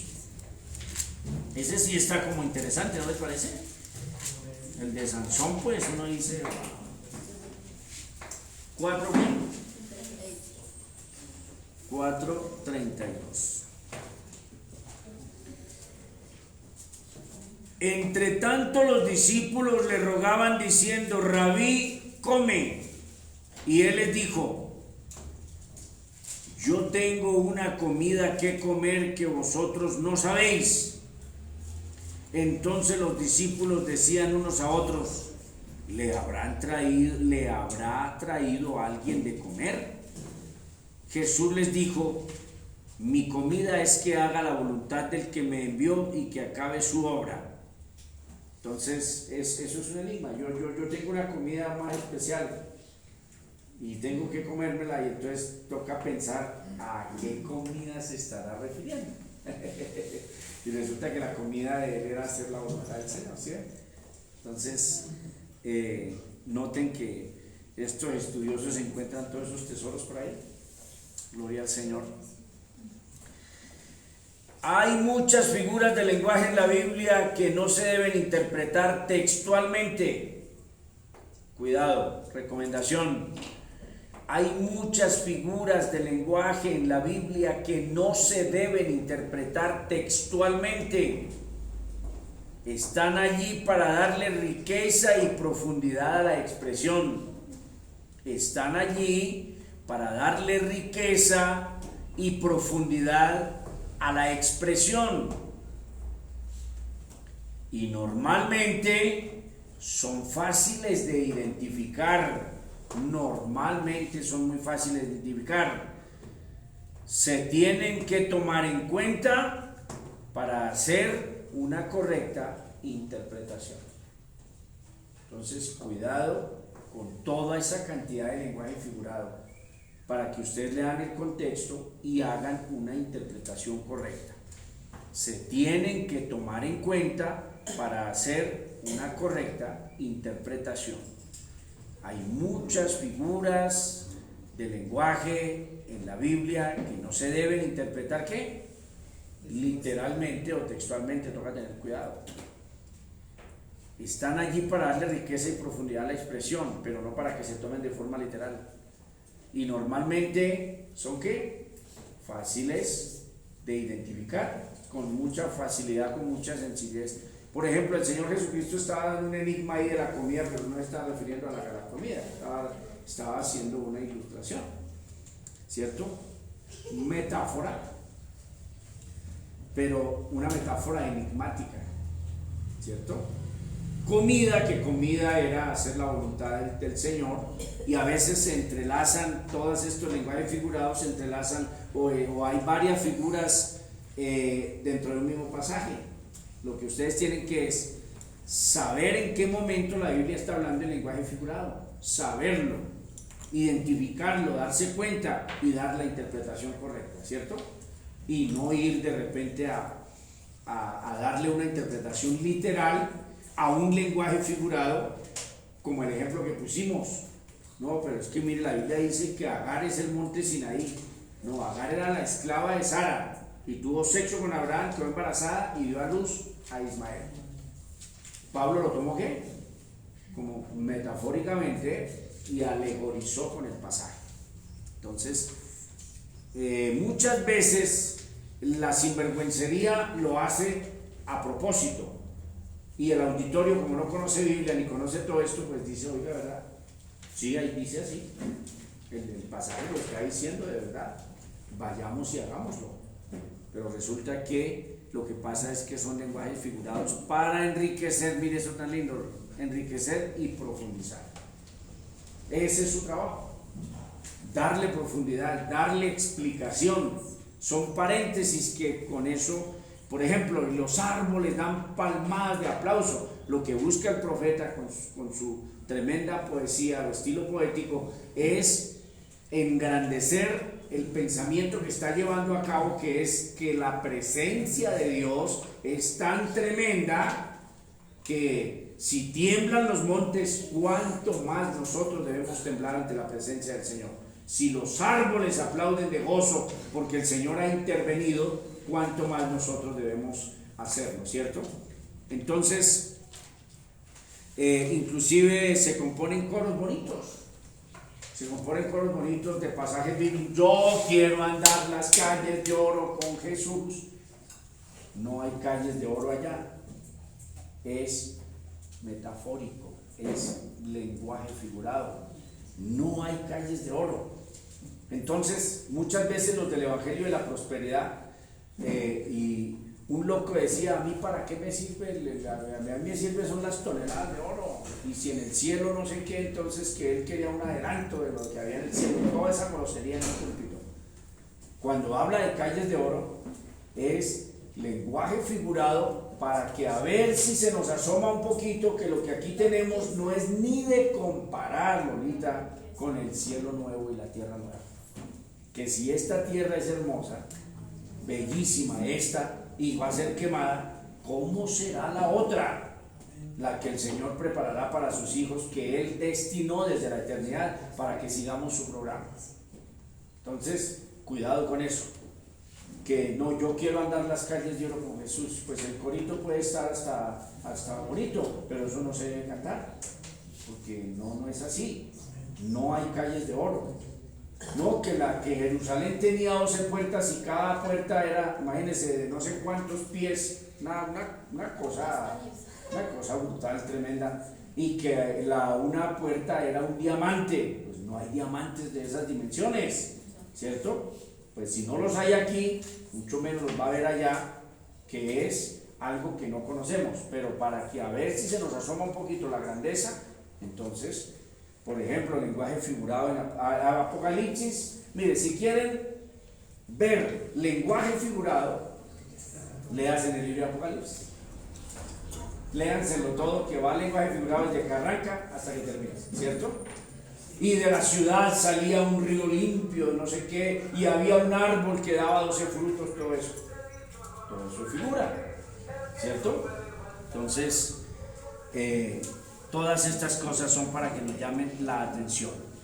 Bueno, nos queda tiempo, mis amores. Ya saben, un ejemplo de cada uno. El próximo sábado lo pueden traer. Y yo con unas ganas de decirles saquen una hoja, pero veo esto así, me da como tristeza, pero va a tocar. Saquen una hoja y márquenla, pero bueno. Sí, porque mire dónde todo lo que hemos avanzado y hemos hecho un solo examen. Entonces esto como si no tuviera carácter. Vamos a mirar tipos y símbolos. Título.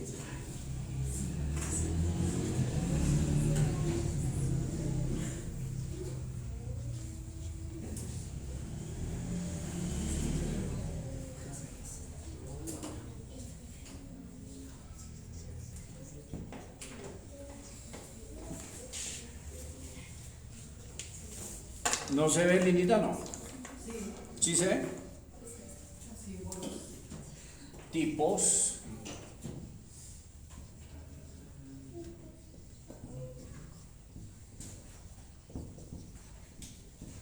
¿Se ve más o se ve más enredado todavía? Señor bendito, eso. Bueno, ya esté verde un poquito. Creo que nos toca darnos al dolor y tirarnos. Bueno, arranca la explicación. Si pueden escribir, escriban. Llegamos a uno de los temas tremendos de la hermenéutica, que son los tipos y antitipos. Esto es para disfrutarlo. Tenemos que saber cómo se emplean todos estos figuras. Sigamos con esa misma regla. El tipo de cierta manera también es una figura, y precisamente el Señor es así. Nuestro Señor es así. ¿Qué le hacemos?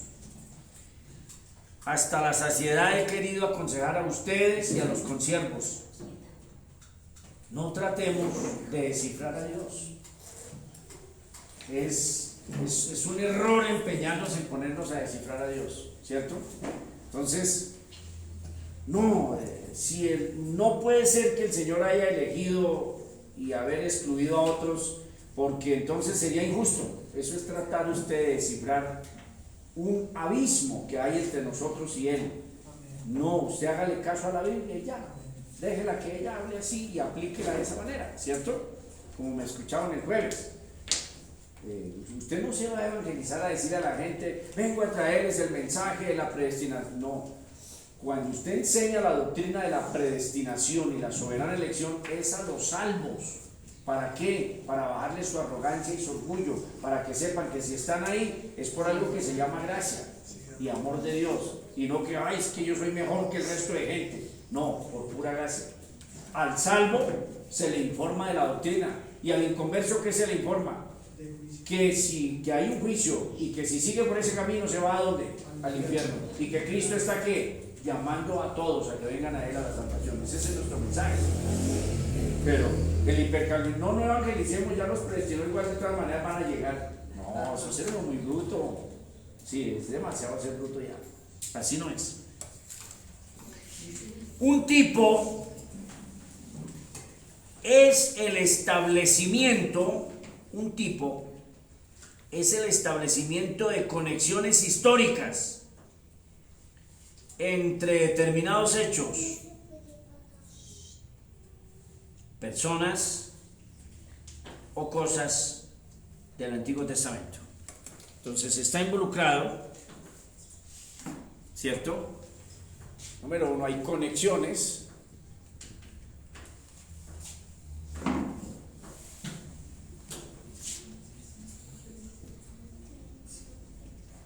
Conexiones históricas,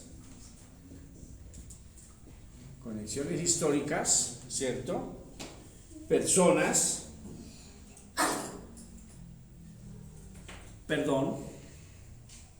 hechos,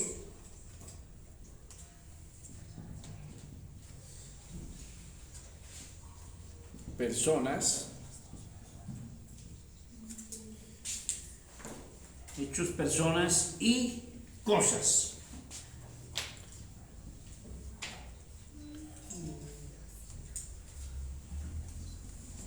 Entonces, mire,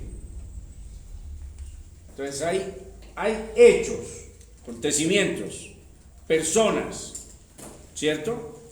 Y cosas que están conectadas históricamente, de manera que a cada uno de estos, en el futuro de la historia, le corresponde a cada hecho, a cada persona y a cada cosa, en el tiempo de la historia, le corresponde su igual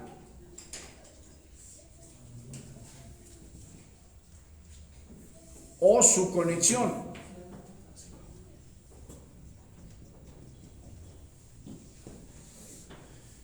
De manera que hay que tener sabiduría para, en el Antiguo Testamento sobre todo, en la historia pasada, para que quede bien explicado, hay un hecho, hay alguna persona o hay alguna cosa que está conectada directamente con otro hecho, otra persona o otra cosa en el Nuevo Testamento, por ejemplo, ¿listo? Por ejemplo, de manera que a este hay que buscarle su igual, entendiendo que es su igual, lo que le corresponde a este, o su qué, o su conexión. ¿Dudas, enredado mi explicación o se comprende? Entonces hay algún acontecimiento, por ejemplo, entonces pues vayamos de una vez dando ejemplos, que la salida del pueblo de Israel de Egipto, ese es un qué, un hecho histórico, real, tiene su igual o su conexión con otra situación en el Nuevo Testamento. ¿Cuál será? Signo de pregunta. Personas que el rey David que es un rey del Antiguo Testamento, ¿cierto? Tiene una conexión directa, o José del Antiguo Testamento, o Jacob, o el mismo pueblo de Israel tiene una conexión directa, y hay que encontrar cuál es esa conexión directa en el Nuevo Testamento. Cosas que el tabernáculo que erigieron en el desierto es una cosa, es un tabernáculo, tenía lugar santo, lugar santísimo, tiene un igual en el Nuevo Testamento, hay que encontrarlo. Porque precisamente el Señor es así. Y encontramos que el apóstol Pablo es el que nos aclara eso cuando dice era figura y sombra. Y me gusta esa palabra, figura. Figura y sombra de lo que había de venir. De manera que ya nos involucra esto en un estudio muy serio de comenzar a encontrar los tipos y en este caso entonces el antitipo. Bien. En el Antiguo Testamento, hechos y personas o cosas semejantes en el Nuevo. Entonces, si quieren hacerlo más bonito, entonces aquí pone usted Antiguo Testamento, Nuevo Testamento, hechos, personas, cosas. ¿Listo? Toca encontrar aquí cómo están conectados Antiguo y Nuevo Testamento en esta situación, su igual y su conexión.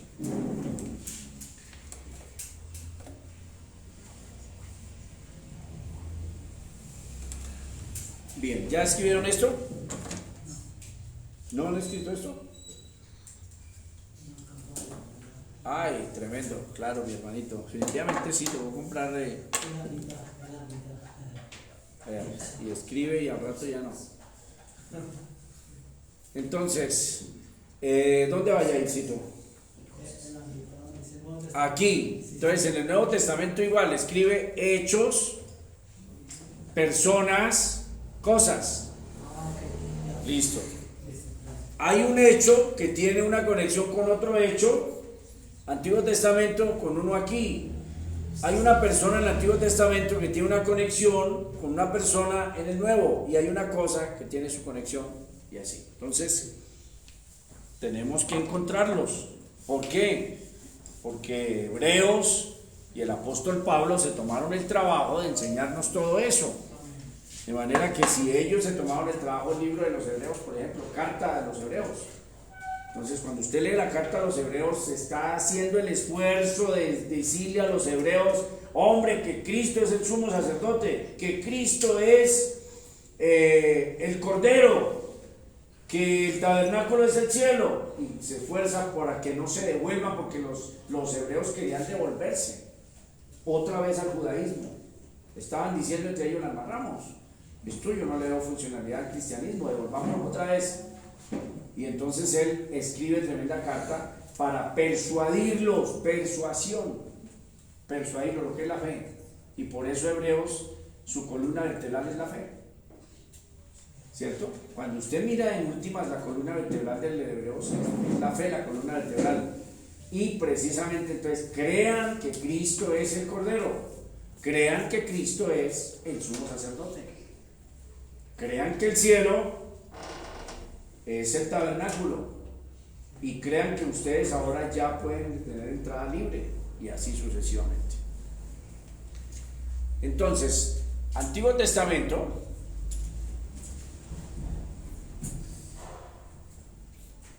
en el Antiguo Testamento se le llama tipo. Su igual en el Nuevo Testamento se le llama antitipo.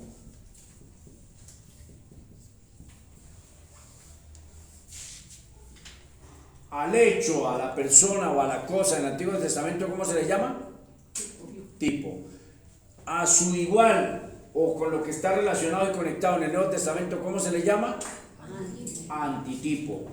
Graben eso en sus mentes. Las conexiones entre el Antiguo y Nuevo Testamento no se efectúan arbitrariamente o por capricho del intérprete. Entonces, regla.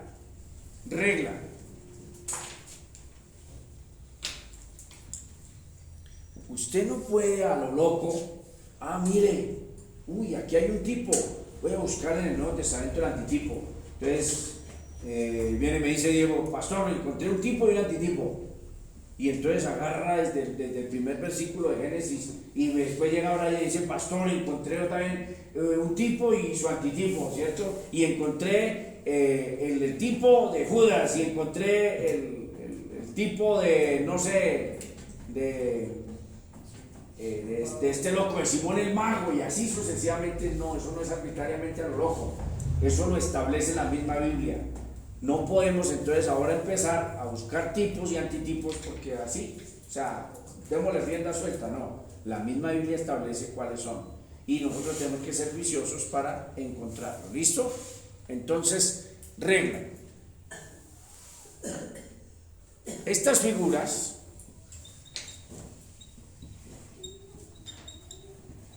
las establece la Biblia.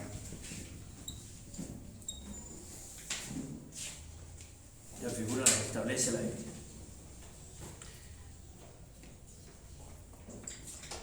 O por capricho del intérprete, estas conexiones corresponden al desarrollo de la revelación progresiva y tienen su fundamento en Dios mismo. Imagínense eso. O sea, es Dios mismo el que ha dicho, este es el tipo y este es el antitipo, es Dios. Son las Sagradas Escrituras, no la locura nuestra. Porque sin duda, entonces comenzaríamos ahora a buscar por todo lado tipos y antitipos.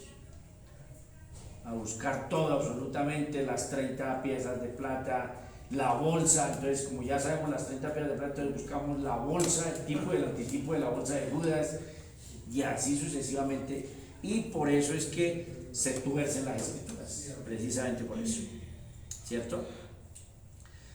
Quien dispuso los elementos típicos del Antiguo Testamento de modo que entrañan y prefiguran, ¿sí es que es figura? Prefiguran las realidades que se manifiestan en la época neotestamentaria. Entonces es Dios mismo quien dispuso los elementos típicos, es Dios mismo. Sí, amén. Tabernáculo y sistema de adoración del Antiguo Testamento, ley del Antiguo Testamento y sistema de adoración. ¿A dónde le tocó ir Moisés a recibir el modelo de la adoración? ¿A dónde le tocó ir? ¿A dónde, Samuel? Al monte Sinaí. Le tocó subir y allá le mostraron el modelo y él bajar y hacer el tabernáculo, no como él se imaginó, sino como Dios le estableció. Entonces, Dios quiso tipificar el mismo cielo, ¿cierto?, con el tabernáculo y después con el templo que hizo Salomón. Figura del verdadero. El templo y el tabernáculo, figura del verdadero cielo. Entonces, por eso el de los hebreos le dice, ya ustedes no tienen que estar haciendo sacrificios porque era una sola figura y ya Cristo vino a cumplir, ya no necesitan la figura. No entendieron los judíos eso. Entonces es Dios mismo el que establece al tipo y al antitipo. Dice aquí que de modo que estas cosas entrañan y prefiguran las realidades que se manifiestan en la época neotestamentaria. Los tipos del Antiguo Testamento entrañan y prefiguran las realidades del Nuevo Testamento. Dios configuró lo que en el Antiguo Testamento era un tipo y lo que en el Nuevo Testamento era su antitipo. ¿Quién lo estableció? Dios. En este caso la Biblia. Entonces, palabra de Dios, ponga.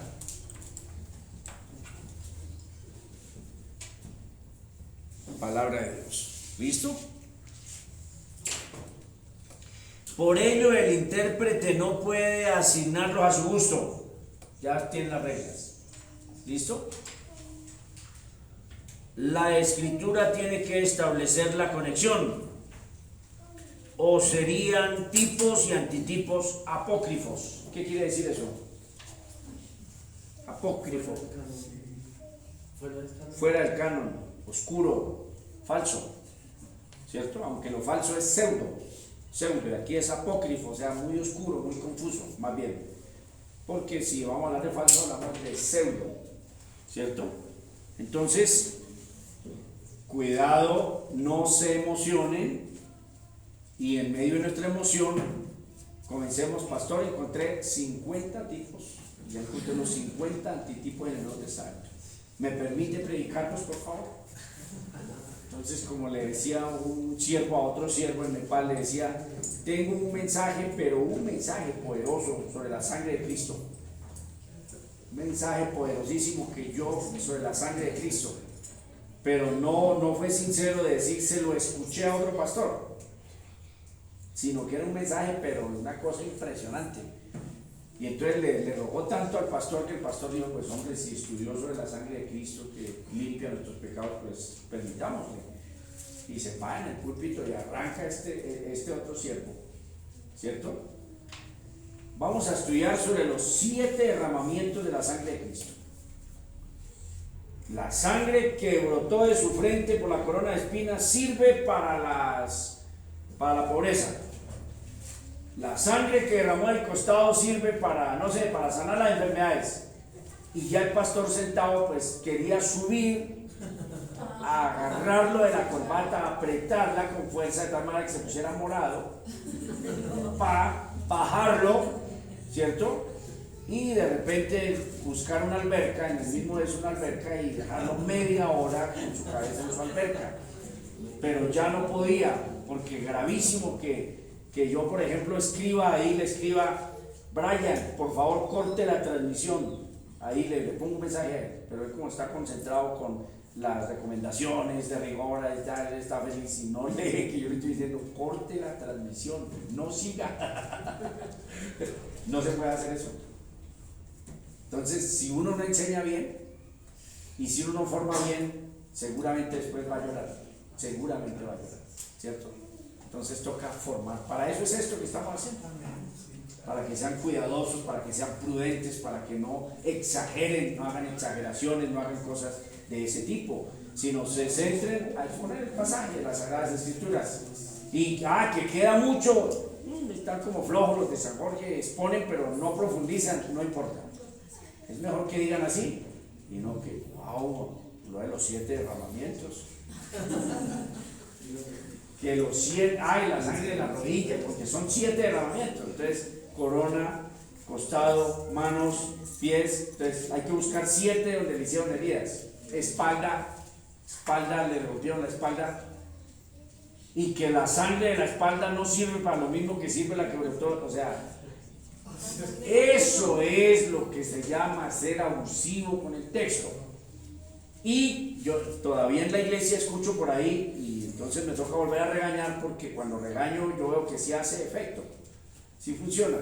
No, es que me cubro con la sangre de Cristo, es que cubro mi casa, cubrimos este bus con la sangre de Cristo. Nunca vuelvan a decir eso, y menos en mis oídos.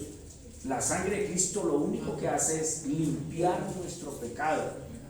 Al carro suyo le pone una varilla, un tubo de 2 pulgadas, un candado, y el ladrón, cuando ve ese candado, se disuade.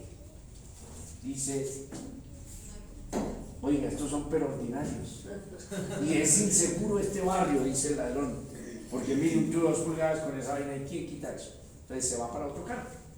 Y no se pone el cubro con la sangre. No, eso es blasfemo. Eso es blasfemo. ¿Cierto? Me cubro con la... Pastor no se cubrió con la sangre de Cristo y se fue jeta por allá. No es cubrirse con la sangre de Cristo, es echar ojo y ir con los 5 sentidos bien puestos. Porque vamos con problemas en la cabeza.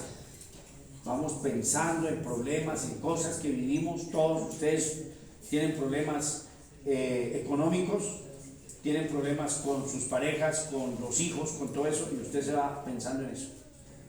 Inmediatamente Diego puede cometer un error. ¡Pah! Y va mirando, va con los ojos abiertos, pero de que va pensando de que esa dificultad económica, esa deuda, esos intereses altísimos, él va echándole cabeza y no se dio cuenta. Entonces lo que el Señor le dice es, ¿podría usted ir con su mente más limpia, despejada y tranquila? Para que no le pase eso, de irse de jeta. Pero no que nos cubrimos con la sangre de Cristo, no vuelvan a hacer eso. Nunca, o sea, en mis oídos no quiero volver a escuchar esas cosas. Eso se aprendió del pentecostalismo. ¿Listo? Entonces se acabó el tiempo. Les pido perdón porque no califiqué. O sea, esta semana ha sido como medio dificilonga, entonces a veces nos descuidamos.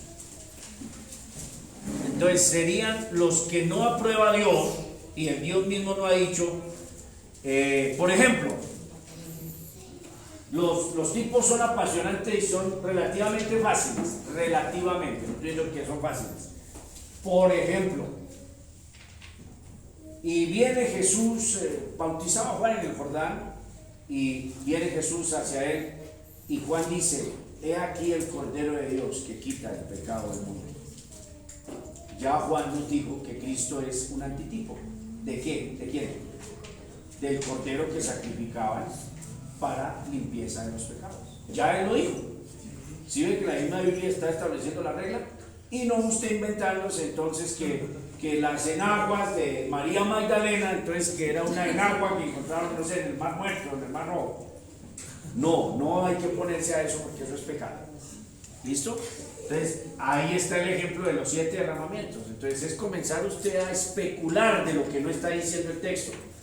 Si usted hace un estudio sobre la sangre de Cristo, que lo reto, Mateo, Apocalipsis, si usted hace el estudio sangre de Cristo, para eso es la concordancia, sangre, y lee los 400, los 500 textos, todos le van a decir una sola cosa: que la sangre de Cristo limpia los pecados. No que lo proteja de ladrones, o de que el carro no se volque, o que no se quede sin frenos. Si usted es necio y no revisa frenos, se le va a quedar sin frenos y se va de jeta. Y va a un hospital y pasan cosas. Porque el Señor no está interesado en eso, está interesado es en su santidad. Y la inteligencia me la ha dado a mí, de manera que a todo momento no va un ángel guiando la dirección de mi bicicleta, ni qué sé yo, sino: Pedro, a usted le he dado raciocinio, inteligencia, 5 sentidos, ojos, oído, le he dado inteligencia. Actúe de forma correcta. Si usted actúa de forma correcta con el equipamiento que yo leí, pues no le van a pasar cosas. ¿Cierto? Entonces, es que el Señor no me cubrí con la deuda, y entonces se interese al 5%. El Señor no le dio sabiduría para que usted diga: esa deuda no me conviene. Pero no hay que echarle la culpa a Dios. Entonces, tareas. ¿Tienen tareas? Y la tarea grave es para mí. No hay tarea, ¿cierto? No hay tarea porque es los tipos. No los tipos. Yo le estoy poniendo tarea de los tipos. Sí, en esto de tipo nos vamos a demorar un poquito de tiempo, porque quiero que le pongan bien atención a eso, porque es un disfrute. Es algo supremamente maravilloso, los tipos y los antitipos.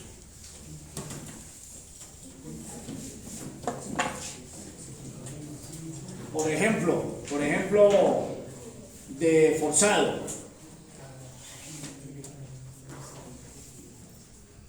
Una iglesia que se denomina los del mensaje, y que su ídolo es William Marion Branham. Ya se murió hace mucho rato, de la primera mitad del siglo XX, ya se murió hace rato, y ahora se llaman los del mensaje.